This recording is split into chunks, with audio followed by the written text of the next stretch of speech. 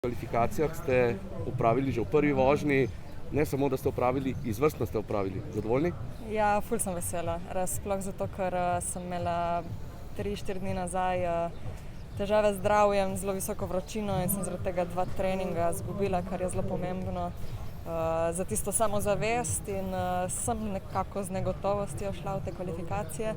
Ampak sem začutila čaven, že danes na ogrevanju sem se dobro počutila, tako da sem z vožnjo zadovoljna, z vožnjo in z napredovanjem sem zadovoljna. Čutite, da vam bolezen ni pobrala preveč energije?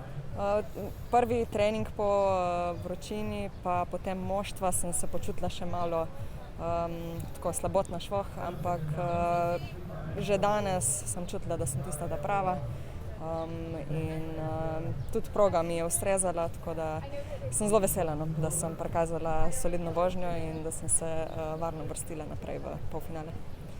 Jutri prost dan, kako ga boste izkoristili in potem kratka napoved za sobotni polfinale? Ja, ta prost dan meni osebno prav pride. Jutri moram narediti še en trening za aktivacijo, neke šprinte, štarte, zato da bom v bistvu odzivna na vodi.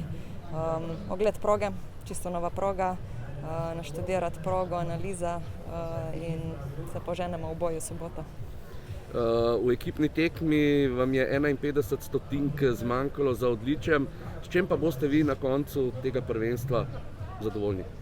Ja, ful smo bile žalostne, res sploh, če gre za tako majhne razlike. Jaz pred samim svetovnim prvenstvom sem si res želela te dobre vožnje iz svetovnih pokalov prenesti. Izredno bi si želela biti v finalu in to je tudi moj osebni cilj. Hvala, srečno. Hvala.